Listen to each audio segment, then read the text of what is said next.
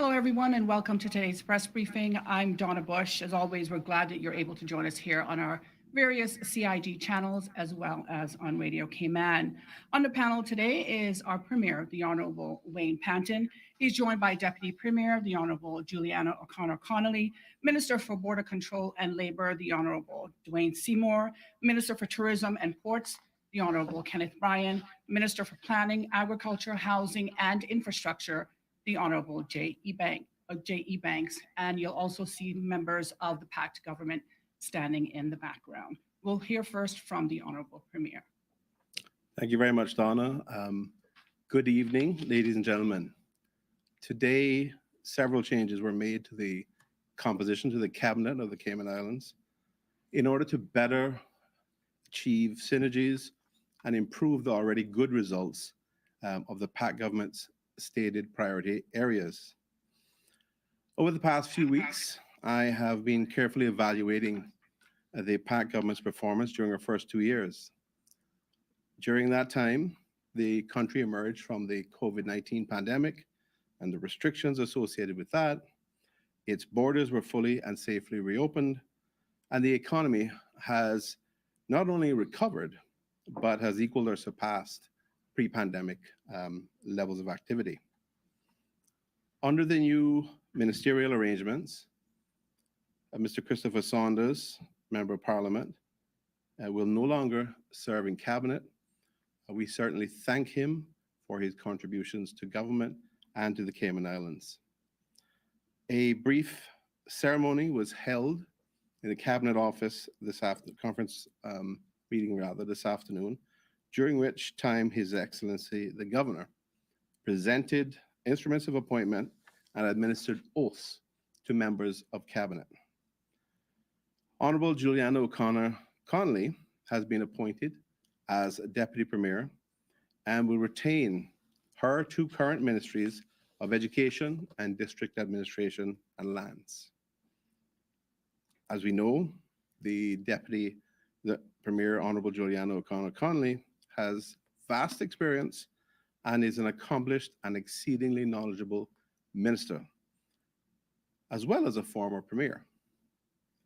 I am grateful for the exemplary leadership and stability she will bring to the role of Deputy Premier. I also know that today is a proud day for the good people of our sister islands, for whom Miss Julie is a passionate champion and a diligent servant.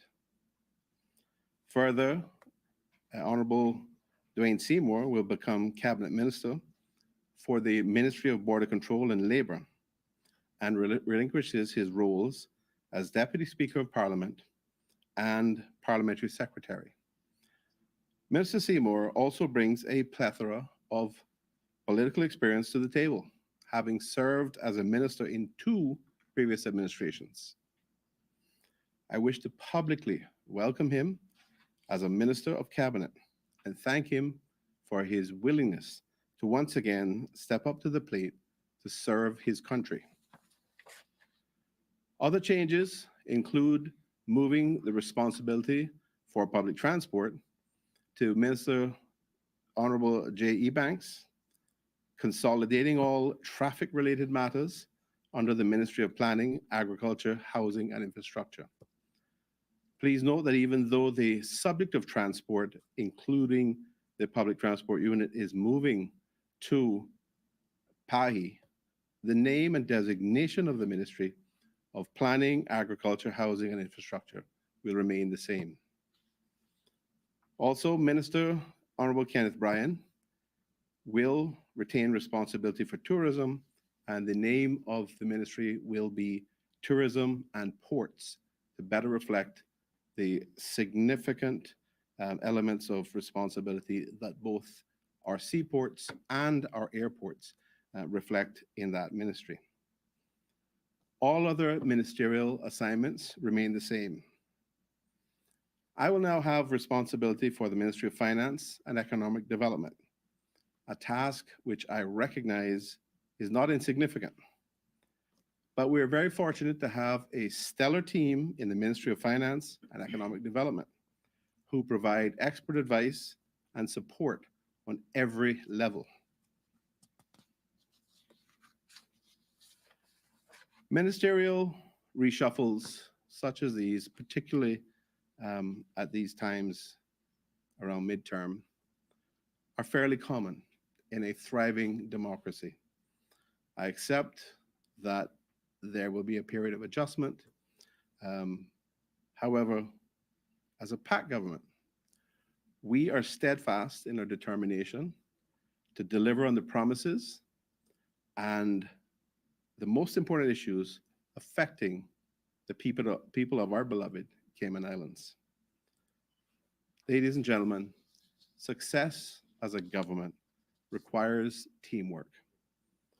This afternoon, after the swearing-in ceremony, we met with the Deputy Governor and the senior leadership team of the Civil Service to reiterate that we as a PAC government are united and committed to serving the people of our beloved Cayman Islands. We are here to serve you and to deliver on our promises to you to make your lives better. Thank you very much for listening. Thank you very much, Premier Panton. As always, we thank you, the public, and of course, those on our panel for being here. You can rewatch this press briefing if you didn't have the opportunity to watch it live on all of the government channels at any time that you want on demand. I'm Donna Bush, as always, thanking you for joining us and wishing you a wonderful and safe night.